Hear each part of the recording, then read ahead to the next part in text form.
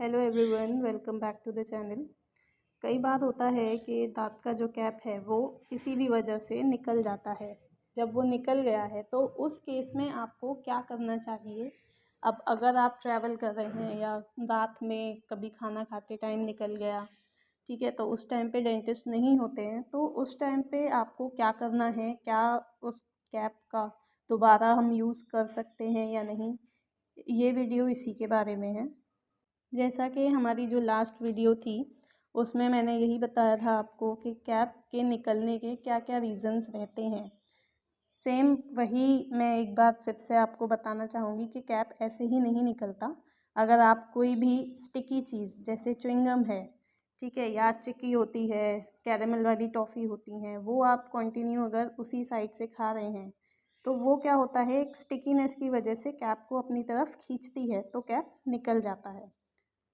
अगर आपका कैप निकल गया है या फिर ब्रिज निकल गया है, एक दांत का होता है तो उसको कैप बोलते हैं, एक से ज़्यादा दांत हैं तो ब्रिज बोलते हैं।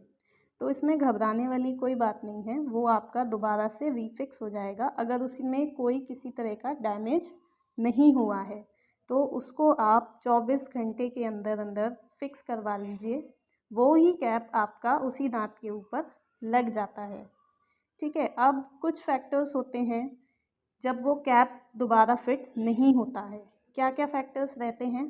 पहला रहता है कि अगर आपका जो कैप है या जो ब्रिज है वो ख़राब नहीं हुआ है, यानी टूटा नहीं है, डिस्टॉर्ट नहीं हुआ है। कई बार क्या होता है, आपने कुछ हार्ड खाया, ठीक है, तो वो प्रेशर से कैप तो निकलता ही है, साथ में वो थोड़ा सा क्रैक भी हो जाता है। दूसरा, अगर आप कहीं बाहर हैं, ट्रैवल कर रहे हैं, 2 से 3 दिन का टाइम अगर लग रहा है आपको, तो उस टाइम पे क्या होता है कि जब ज़्यादा डिले हो जाता है कैप को लगाने में, तो जो कैप है उसका जो साइज़ है वो चेंज हो जाता है। कैप का जो मटेरियल है वो थोड़ा थोड़ा श्रिंक होने लगता है, जिससे वो दांत के ऊपर फिट नहीं बैठता और जो जिंजाइवल मार्जिन्स हैं उससे इंटैक्ट नहीं हो पाता। तो अपने नियर बाय डेंटिस्ट जो भी वहाँ अवेलेबल हैं उनसे जल्द से जल्द वो कैप आप फिक्स करवा लीजिए। जब तक कैप फिक्स नहीं होता है तो कुछ प्रिकॉशंस होती हैं जिन्हें आप फॉलो कर सकते हैं, जैसे कि नमक पानी के कुल्ले करना है। हल्के गुनगुने पानी में 1 चुटकी नमक डालकर कुल्ले करें।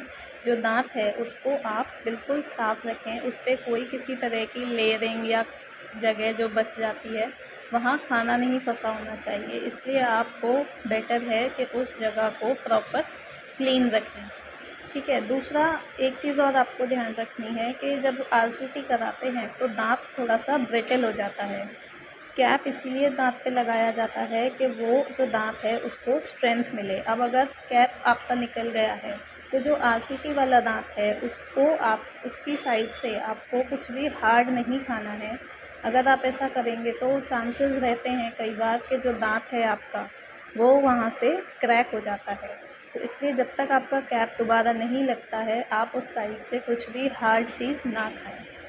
तो ऐसा बिल्कुल भी नहीं है कि अगर एक बार कैप निकल जाए तो वो दोबारा नहीं लग सकता। उसको डेंटल सीमेंट से दोबारा से रीफिक्स किया जा सकता है अगर कोई डैमेज नहीं है तो।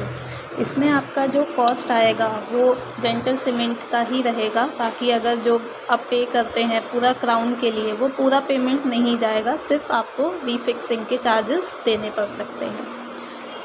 इस वीडियो में इतना ही था। आगे की वीडियो के लिए चैनल को लाइक एंड सब्सक्राइब ज़रूर करें, जिससे आपको टाइम टू टाइम नोटिफिकेशंस मिलती रहें। Thank you, keep watching.